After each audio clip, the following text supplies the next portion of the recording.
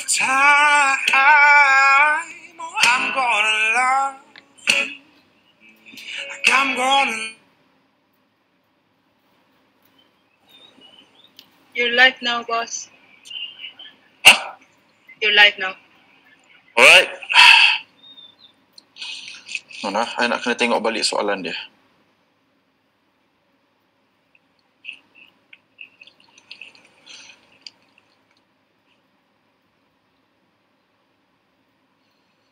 Okay guys, Assalamualaikum. Salam malam Jumaat semua. Seperti yang telah diumumkan oleh Perdana Menteri anda, PKP dah di-extend lagi 2 minggu. Told you so. Sebab raya guys. So, dah cakap dah awal-awal ni. So tonight is basically Q&A night. I pakai baju kurta ni because I just attended a multi-religious punya prayers sebentar tadi mewakili orang Islam.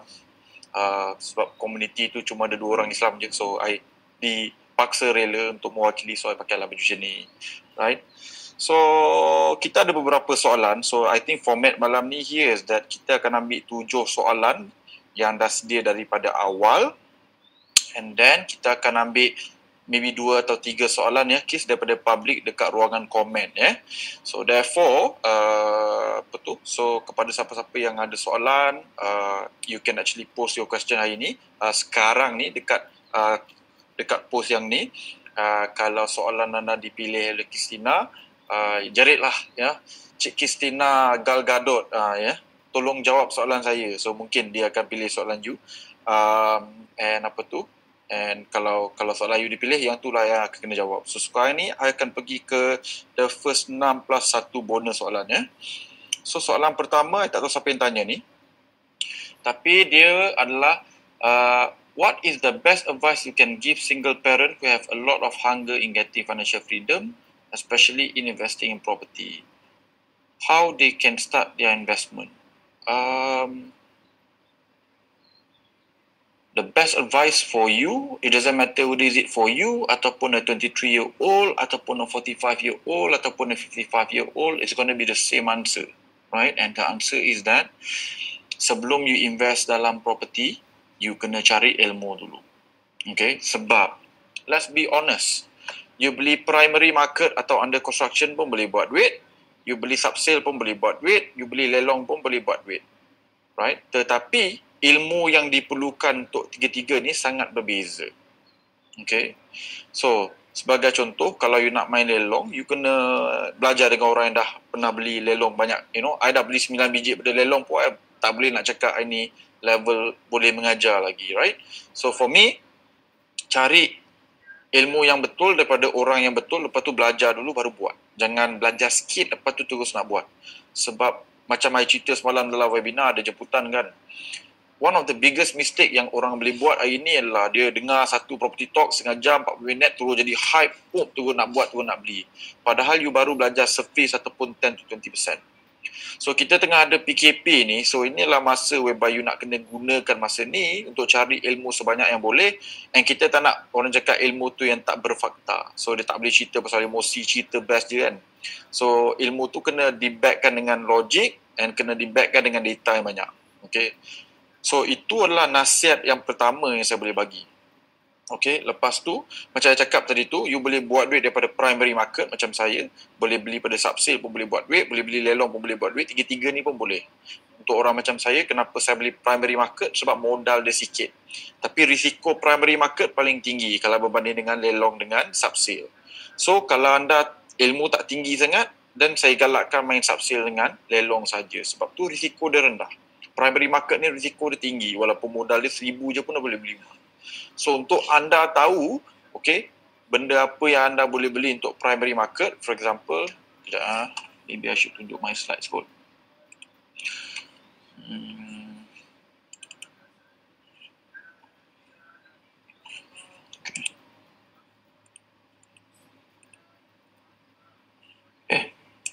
So ni benda yang anda wajib kena tahu sebelum anda boleh beli apa-apa primary market untuk tahun 2020. Anda tak faham konsep ni, you are not ready, tolong jangan masuk primary market. Don't even think about beli primary market. If you don't know any of this, forget it. Pergi beli subsale, pergi beli lelong. Sebab kalau you tak faham benda ni, kebarangkalan you untuk rugi adalah tinggi. Dan macam saya sembang dengan Tuan Zaidi semalam tu, property punya mistake ni, bila you buat mistake tu, terlampau mahal. Punya kerugian tu boleh jadi beratus ataupun beribu sebulan. Bila nak jual rumah pada seharga tu, you boleh rugi 100-200 ribu. So please, before you beli apa-apa, buat persediaan dulu daripada segi knowledge dan daripada segi ilmu. Right? So it doesn't matter whether you are single mom or single father ataupun happily married, umur 25 ataupun 35, 45 ataupun 55, advice dia sama. Whatever you nak buat, you cari ilmu dulu sebelum you buat. Sebab macam saya, alhamdulillah property investment boleh tahan lah, bolehlah buat a few million kan. Sebab saya sebab dah buat few million pada property tu, mula-mula saya buka bisnes ni, punyalah action macam alamak, investment business sama je. So buka lah business kan, tanpa belajar apa-apa kan. First business rugi 200 ribu. Okay, so semenjak tu, I takkan buat apa-apa selagi I tak belajar fahamkan apa rule of the game sebelum kita buat benda tu. Right, so therefore, nasihat saya, a long story ni is that cari ilmu dulu ya. Kalau you betul-betul semangat nak buat benda ni, bukan gembang sembang dia kan, sebab ramai orang cakap I semangat, I memang nak ubah hidup, tapi suruh masuk kelas setengah jam, saya belakang saya gatal lah tuan tak boleh hari ni kan. So you know, ada banyak orang dia cerita pasal saya nak tapi sebenarnya alasan banyak. So you know, whatever it is, cari ilmu dahulu. So tu untuk soalan yang pertama. Now, untuk soalan yang kedua, okay, boleh tak bagi nasihat untuk penambahan cash in hand untuk pejabat awam, tujuan persediaan ekonomi, syariah nasihat untuk supaya tak jadi beban untuk masa depan. Okay. In fact, semalam saya baru je lepas sesi nasihat kawan saya yang juga kerjanya kerja kerajaan. So, sama jugalah. Beliau nak tambahkan savings. So ada dua cara nak tambahkan savings. Satu is that refinance property yang sedia ada. Itu kalau dah ada property. Lepas tu yang nombor dua tu is, you know, beli property yang mana ni? Yang macam ni, right? So yang whereby bila you beli property tu, dah lah you tak payah bayar duit untuk beli property tu, you siap boleh dapat duit lagi. So benda ni kita panggil cashback ya. Lebihan loan ya. So therefore, dua cara. Satu boleh refinance rumah yang sedia ada. Lepas tu ada juga yang tanya MPF, tuan saya rumah tak ada, nak refinance apa? Okey lah, beli ya. Beli rumah undervalued. And bila you nak beli rumah undervalued, you kena beli rumah 20 to 30% below market value. Right? So you kena cari rumah-rumah macam tu. Lepas tu you akan beli and then you akan dapat lebihan cash. Tapi macam saya dah cakap dalam semua webinar-webinar sebelum ni, cashback ni bahaya melainkan you dapat beli rumah yang macam ni yang whereby sewa dia masih boleh cover. So maksudnya lepas ambil 140,000 duit cash ni, dapat rumah free ni, sewa tu masih boleh cover. So selagi sewa masih boleh cover, okay, good, selamat. Boleh dibuat ya. So itu salah satu cara ya untuk tambahkan cash. Lepas tu, kalau rumah tu rumah sendiri, rumah duduk sendiri kan, patut ke you refinance? For me, I tak berapa galakkan. Ya, I tak berapa galakkan. Sebab kalau boleh rumah yang kita duduk sendiri ni, kalau boleh kita nak habis bayarkan selaju yang boleh. Kalau boleh.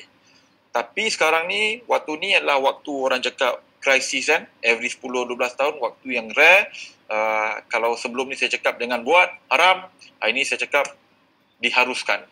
Okay. So ini kalau hukum pelaburan lah untuk 2020 ni. Sebab apa tu, if you ada 100,000 hari ni, tak susah untuk buat 2 hingga 500,000 in the next 3 hingga 5 tahun. Ya, kalau melabur dalam benda yang betul. So dalam peluang macam ni, saya tak berapa kisah sangat kalau you nak refinance rumah yang sedia ada. Ya. Now, soalan yang ketiga. What to do if the below scenario happen? If I buy a house or rental, then the process will take time. I need positive cash flow before buying second house. Keep buying property or buying few property at the same time. Okay. So sekarang ni, if I were to faham soalan dia ni, is that nak buat apa dalam senario ni? Okay.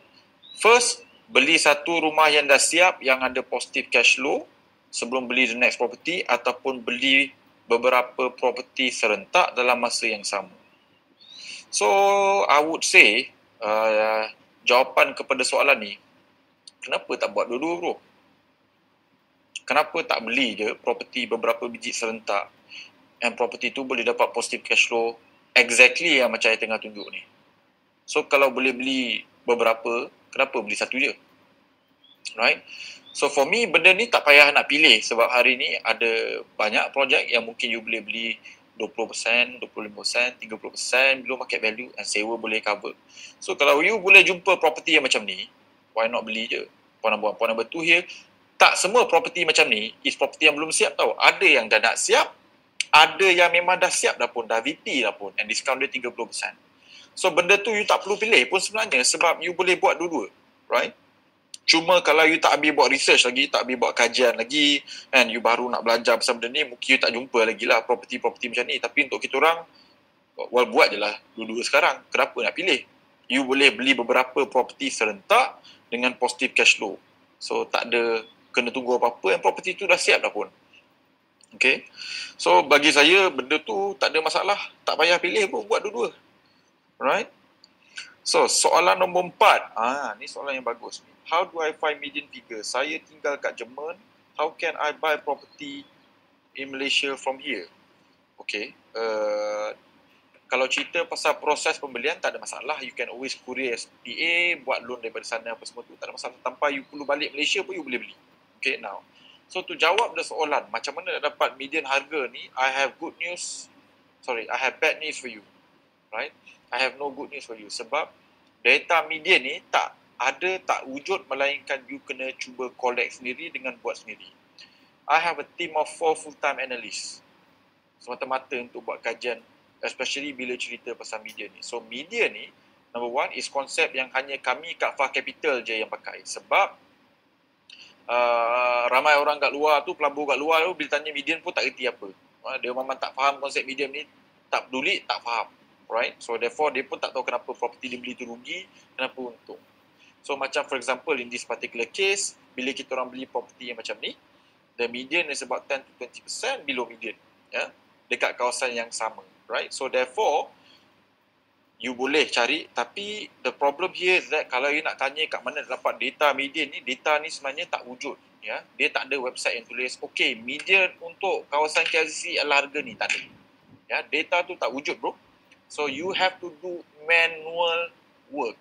And manual work ni jerih ataupun lama lah. So it's not going to be as simple, it's not going to be as short. Tapi it's worthwhile doing. Sebab if you do the median for that area, that means you have fully understood the area. Okay? And if you can master one area, you can easily make 1 or 2 million out of one area. In order to become a property millionaire, you don't need to understand 100 areas, you don't need to understand 10 areas, you just need to understand one. Now, if you understand one area, just buy a bunch of property within that area. I'll give you an example. I've once met someone who basically bought 9 biji property in Bangi. So you know me, I don't buy anything in Bangi. And there's a reason why I don't like Bangi, right? No MRT and it's a single race concentration. Basically, satu bangsa je yang ada kat sana, which is Melayu, right? Not to say anything, but I prefer to buy kawasan yang whereby multi-racial. Yeah? Because when I want to sell, I want to rent, I want to be able to sell at someone who pay the highest price, not from only one single race, right? So, having said that, this guy who owned 9 property in Bangi, did he make money? Absolutely. He's making a killing sebab he understands Bangi inside out. Which college, berapa ramai student, when do they come in, how much rental they can pay, right? So, all you need to know, bro, is that you want to understand one area in full and that is enough for you to make a 7-figure net worth if you understand one area in full. So therefore, the bad news here is that the data of median isn't available unless you go and track it manually. Okay, and then, but the good news here is that you only need to understand 1-2 area in order to be wealthy from property. You don't have to understand 100. Okay, so that's the good news. Then, soalan 5, for those who are on 70% LTV, should we take the 13 installment credit card if debt is only around 1,200 or not, or whether settling credit card can get back to 80 to 90% LTV. I'm not sure if I understand this question actually, right? For people who are on 70% LTV, 13% installment credit card, if that only 1,200. Okay, now, I will give you a simple answer. If you have the possibility of getting 90% loan back, that's what exactly you should be doing today. That be your number one priority. So that means if you have 2 property already, can you sell that 1 property or pay off that 1 property so that you can free up 190% loan? So, itu nombor 1. Right? Nombor 2 here is that if you look at, for example, deals yang the one which you are looking at your screen as of now, the discount is already 31%. Your LTV is 70. So you can buy this particular property on a 100% loan because your discount already covers all your down payment, right? So today 70% LTV, if you ask me, is no longer a big deal sebab at least for me and my clients and my group, we don't have much problem getting properties at 20, 25, 30% discount. Okay, so therefore 70% LTV is no longer an issue. Some more rental can cover. I think as of today, if I recall correctly, kita ada 1, 2, 3. There's 3 properties today yang VAR Capital clients are buying as of today, whereby the discount is very close to 30% or even above 30% discount. Okay, so with that, I don't see 70% LTV as an issue anymore, right? Question number 6. Negotiating 31% below market value feasible if one invests significant more capital and wealth of experience. For someone who is just getting started, what's your tips on new investors to negotiate secure good deals, such as the criteria? Okay, so I think this one is related to the question just now and related to this property that I'm showing you. Okay, so basically, kalau I translate kan, 31% discount ni senang kalau you ada capital and you ada experience. Untuk kita orang yang baru start ni, macam mana dapat deal macam ni bro? Okay, now, first and foremost, let me correct you. Okay, 31% discount ni has got nothing to do with capital ataupun experience. It has got everything to do with numbers ataupun volume. Suffice to say, if you cuba beli 1 biji je, you takkan dapat 31% discount. Okay, but me and my group, when kita orang beli 30 unit, kita orang beli 50 unit. So for us as a group, 50 unit one shot to negotiate a 31% discount is actually not that difficult. Okay, so it's not about the capital, it's not about the experience, it's about how many people can buy together at the same time. Therefore, we get a bulk discount. Okay, now for new people, to be able to go and do this, like I said, if you can beli 30 unit one go, you will be able to get the same price as I do. I think lah. Or at least dekat lah. Maybe you tak dapat 31, but you can easily get 25-26%. You might have to pay 5% higher. Tapi it's still better than most of the people. Kalau you beli minimum 10 hingga 30 biji. So the simple answer here is that, number 1, you either group everyone together and buy like you, ataupun join us. After all, hari ni, there are some clients who are able to join VAR Capital technically for free, right? So, you know, if you know we are redoing it, you know we are buying at a cheaper price point compared to anyone else, join us. Bak kata pepatah orang putih, if you cannot beat them, join them bro. So, join us. Now, so soalan bonus, okay? Soalan nombor 7. Macam mana tuan beli 20 biji properti dalam masa 2 tahun? Tak payah tunggu 6 bulan untuk bukti pelaburan sewaan. Okay. So nombor 7. Lepas tu, ni soalan pedas ni. Apa pelaburan paling teruk yang I pernah buat? Okay. So basically 8 soalan ni total. I akan jawab soalan pertama dulu. First and foremost, macam mana boleh beli 20 biji rumah dalam masa 2 tahun? Saya buat benda ni yang kita panggil pembelian serentak. So maksudnya, waktu yang sama tu, I beli beberapa biji property pada waktu yang sama. So maksudnya bulan yang sama. So bulan yang sama tu, I beli 7 biji sekaligus. I submit 1 kepada CIMB, I submit 1 kepada Maybank, I submit 1 kepada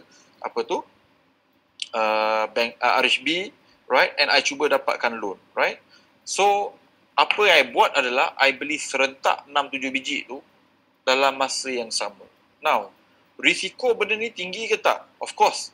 Yes. Risiko tu akan ada. I wouldn't say tinggi because I know my property are good and it can break even. So I tak takut. Cuma if you nak beli banyak and you tak nak tunggu, beli sebiji setahun ataupun sebiji every 2 tahun, you nak steroid macam I, then you have to explore teknik-teknik macam ni. So of course ada beberapa kriteria you kena penuhi sebelum you buat benda ni, tetapi that is what I did waktu tu, right? So at that point of time, I ingat lagi beli property pertama pada tahun 2005, 2006 beli satu lagi, 2007 beli satu lagi. So 3 tahun pertama tu satu. Semua property yang dah siap ada cash flow, right? Lepas tu tahun 2008 tu mula beli I think 4 atau 5 biji. Lepas tu 2009 tu I beli 8. 2010 tu I beli lebih kurang cukupkan 20 lah, 5 ke 7 aku tak ingat sangat.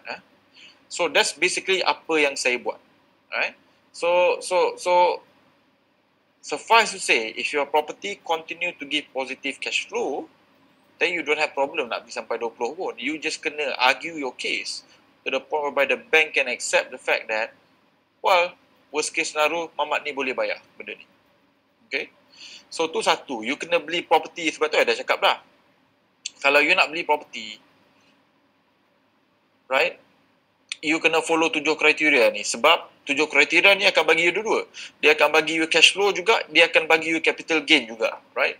So therefore, kalau you boleh dapat dua-dua benda ni pada semua property yang you beli, actually tak ada limit of number of property that you can basically buy. Okay, now, so soalan ke-8, which is soalan cepu mas. Apa property yang paling teruk pernah saya beli? Okay, I would say I akan kongsikan konteks tu daripada 2 konteks. Satu personal, satu lagi yang property klien yang saya belikan. Okay, macam biasa, I ni manusia, I dah buat benda ni 15-16 tahun. So mustahil kalau I tak pernah buat kesilapan ataupun I tak pernah buat mistake. Okay, now, of all the 60 biji property yang saya beli, hari ni ada 2 property yang kalau saya jual, saya bakal rugi lebih kurang 100,000. So 50,000 sebiji lah basically, right? And property ni adalah dipanggil Empire City dekat PJ. Okay, Empire City dekat PJ. So property ni, bila saya beli waktu tu, developer tu track record dia bagus, excellent, dia baru siapkan Empire Subang. Empire Subang naik mencanak daripada 400 per square foot become 1,000 per square foot, and ada mall kat bawah dia, and mall is very nice. So dia dah track record. Okay, so saya pun belilah Empire City ni 2 biji.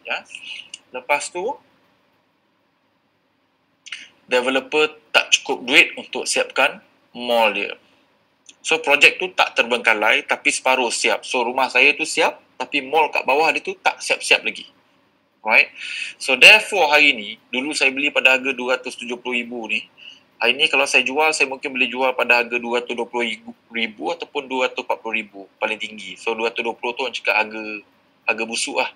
Buang harga lah senang cerita 220,000 tu. So I beli 270 pada tahun 2011.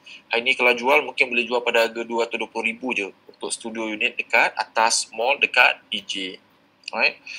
So itu pembelian paling teruk yang saya personally sendiri pernah beli. Yang nombor 2 adalah yang whereby yang bulk deal yang kita buat lebih kurang 20 unit. Sekali lagi untuk beli property on top of shopping mall. Okay. And kali ni shopping mall tu dah orang cakap stall ataupun dah berhenti. Dia punya pembinaan tu dah hampir 2 tahun. Okay. So, itu bagi saya pembelian paling teruk sebab sekarang ni klien saya sangkut. Lebih kurang 20 unit kat sana. So, kita dah beli lebih kurang 1,000 lebih unit kan. So, 20 unit ni sangkut. Right. So, to be honest, itu pembelian yang paling teruk yang saya pernah beli. Now, kenapa kita orang beli benda tu? Sebab at that point of time, pada tahun 2015, waktu kita orang mulakan pembelian ni, itu adalah property yang paling murah kita boleh beli on top of a shopping mall. Okay. Now, apa ilmu yang saya tahu hari ni yang saya tak tahu waktu tu adalah, untuk bina shopping mall, pemaju biasanya takkan dapat loan tau. Dia kena pakai cash dia sendiri. Right? So, bila cash dia tak cukup ataupun dia salah buat projection cash flow, itu yang akan jadi sangkut to the point Empire City pun tak siap. Lepas tu yang projek yang saya cakap yang kain saya bawa beli tu pun tak siap. Okay.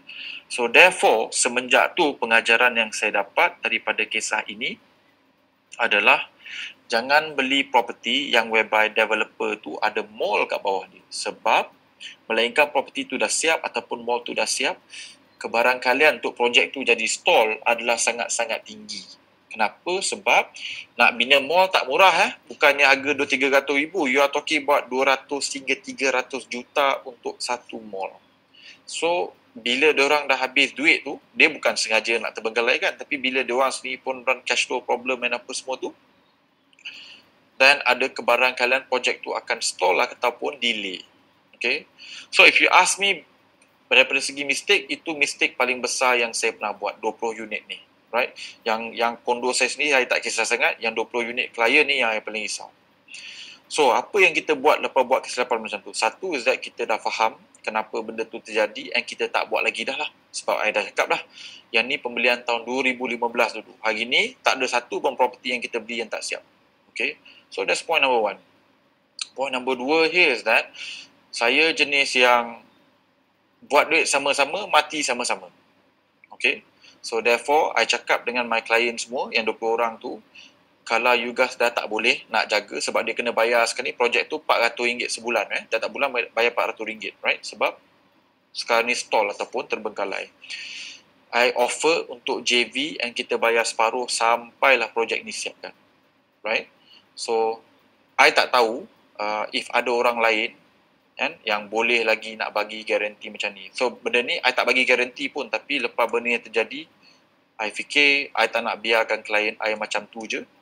Walaupun agreement kita dah siap cakap, kita ni kerja kita buat research, kita akan buat property recommendation, tapi risk tu risk you. Okay? You yang kena fikir sendiri, you kena buat research sendiri apa semua tu. Untuk validate research kita. But it is what it is. Projek tu hari ni dah stall.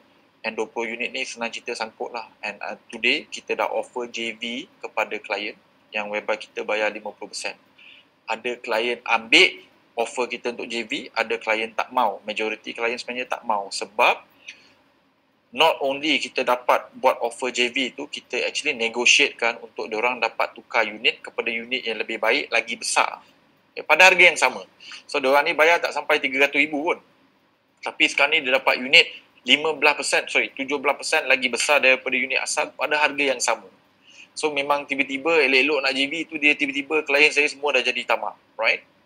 So sekarang dia cakap tak apalah bro, kita orang bayar je RM400 ni, so no problem, right? So if you ask me, itu kesilapan yang paling besar yang I pernah buat, which is to beli property yang bawah dia ada mall, right? So personally, 2 my personal unit sangkut. Selain Sasti, ada family member pun yang beli, yang dekat Selayang tu, yang tu pun hari ni sangkut 20 unit, tapi kita tak lari, kita bagi tahu klien, kita sanggup JV, kita sanggup bayar separuh dan apa semua tu, apa yang benda yang dia bayar.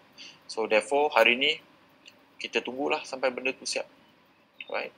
So macam saya cakap, the other thing that you also have to understand is that, kita ni takkan tahu semua. Sebab tu, you tengok I umur dah 39, 16 tahun, dah buat berjuta pun daripada benda ni, masih belajar. Right? Masih belajar. And hari ni saya belajar konsep baru whereby other people punya experience. Bila beli property, kita pakai other people's money, betul tak? Kita ambil bank loan, lepas tu orang lain tolong bayarkan, so it's OPM. Tapi benda yang I think quite underrated dekat dalam dunia ni is that belajar daripada pengalaman orang lain. So I hope you belajar daripada pengalaman saya. Hari ni kami kat Far Capital dah tak akan beli dah property yang ada mall kat bawah, melainkan property tu dah siap. Okay, and mall tu dah siap, and so far Alhamdulillah semenjak 2015 tu tak pernah lagi orang cakap buat kesilapan macam tu. In fact, bila kita buat silap pun kita cakap dengan klien, kita tanggung sama-sama, right? Walaupun kita dalam agreement tak cakap pun macam tu, kita buat, simply because tak sampai hati tinggalkan klien macam tu je, right? So tu kesilapan saya, and sampai hari ni saya masih bayar harga dia, tapi Alhamdulillah kepercayaan tu masih ada. Klien yang beli tu pun hari ni ada, of course siapa yang suka kan property terbengkalai, tetapi masih nak beli lagi property baru dengan kita, sebab ultimately bila benda tu salah, kita salah perkiraan apa semua tu, kita tak tinggalkan klien macam tu saja. Okay, so Kristina, I boleh ambil I think 2-3 lagi soalan daripada public sebelum kita tutup sesi malam ni. Okay. Let me read first.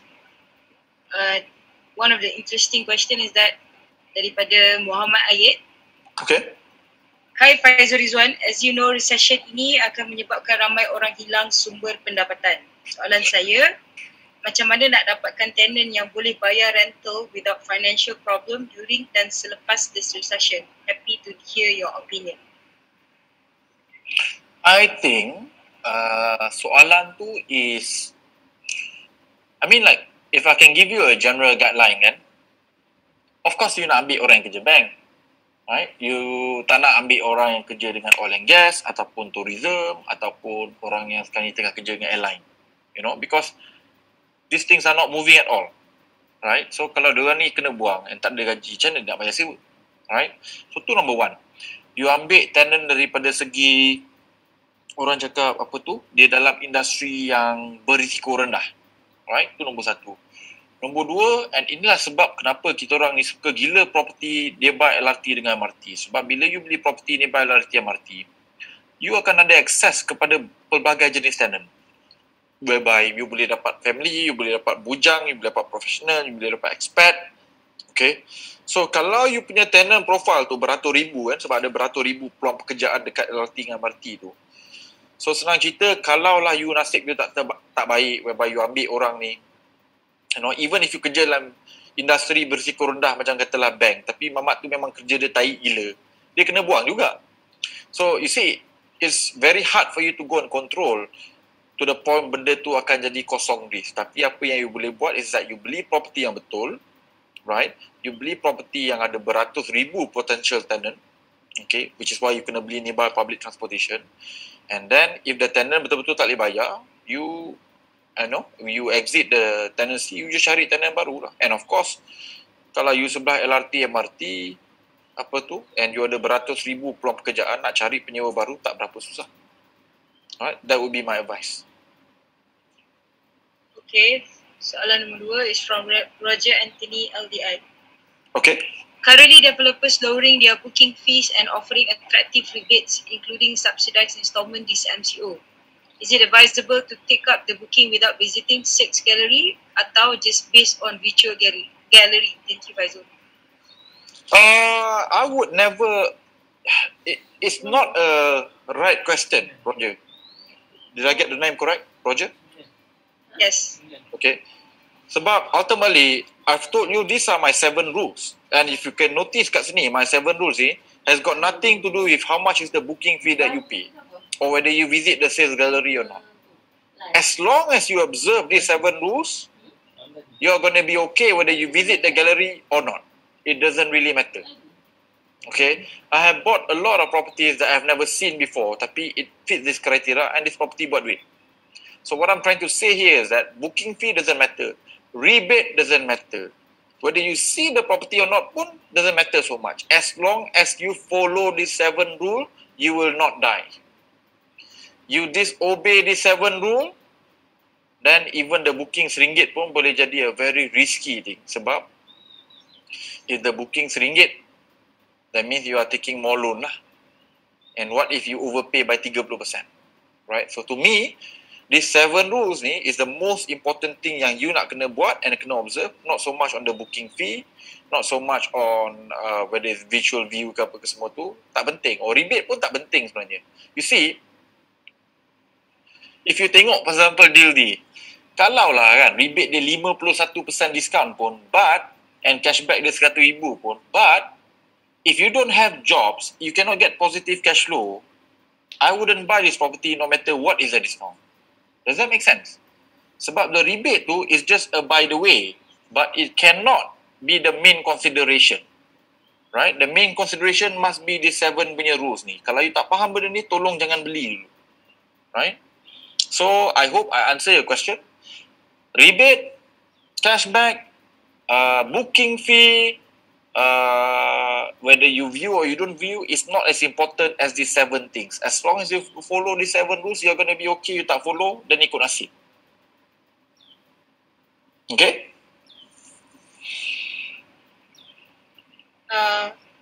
One question regarding your 7 criteria.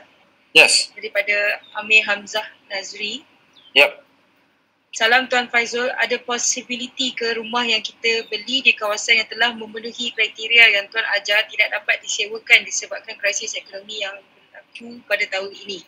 Maybe orang akan cari lebih kepada sewaan yang rendah compared to condo.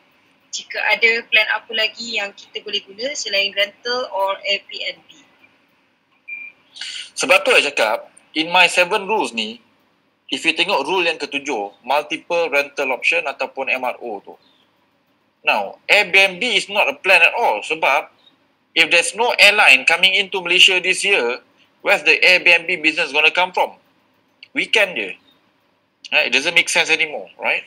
So my plan A, B, C, D, E ni is that number one, are you appealing your property to multiple segment? Okay. And number two here is that do you have various option to rent out your property? Right? So it doesn't matter whether Airbnb boleh buat ke tak, and Airbnb is just one option. It might be a plan F ataupun plan G, right? But it cannot be plan A, right? So to me, the question here is that apa rental strategy yang you akan buat yang you boleh cater kepada orang yang berpendapatan paling rendah kat kawasan tu, ataupun pendapatan sederhana kat kawasan tu, ataupun pendapatan tinggi kat kawasan tu. So if you can do that with your property, then if you ask me the question of risiko rumah tu tak boleh disewakan waktu krisis ekonomi, I would say bukan langsung tak ada, tapi dia akan jadi rendah. Now, I also have to remind everyone, ultimately, property investment is an investment, and like every other investment, bullshit kalau cakap risiko tu kosong. Tapi apa yang kita boleh buat is that kita boleh letak certain parameter, precaution to the point risiko kita tu boleh dikurangkan hampir ke kosong, tapi it will never be zero. And of course, suffice to say, if you have intention of buat 2, 3 juta, 4 juta, 5 juta from property ataupun investment, you must take some form of risk. Sebab risk is the currency or the price you pay to get to what you want. Okay? There's no twist, right? So therefore, you can accept risk is a trade-off. Okay? And apa trade-off kita is that kita just make sure kita follow certain rule whereby bila kita beli tu kita pastikan, right? Kita dah dapatkan price correct, premium of new correct, booster dah betul, supply dah okay, maturity point kurang, right? And then last kali tu, apa strategi sewaan? Adakah kita akan ada pelbagai strategi sewaan untuk pastikan yang benda tu boleh break-even? Sebab kalau you ada 2 atau 3 strategi sewaan, I would say almost zero risk. Again, bukan zero risk, but almost zero risk to the point whereby your property tu langsung tak mungkin dapat disewakan. But if you bayar 1,000 per square foot, right, untuk beli dekat JB, right, and you nak kena sewa 4,000 sebulan untuk break-even, yang tu memang the possibility untuk gagal is 99.99% lah. Right? So whatever it is, the rule ni sangat penting. Right? Now, if I were to share, okay, yang kat sini ni, and this is basically dekat Bangsar South, right? Yang sebelah kiri ni is the property called Park Residence, right? And this Park Residence ni dulu, waktu dia jual pada krisis 2009, dia jual pada harga 320,000. I nearly terbeli benda ni, tapi I tak beli sebab I nak cari unit kecil, 280, 290, and I tentu kerja, I kena travel overseas, by the time I balik, unit kecil dah tak ada, right? So bagi tahu dengan si people tu, if you don't have small unit, don't talk to me kan. So memang betul-betul dia don't talk to me lah, senang cerita.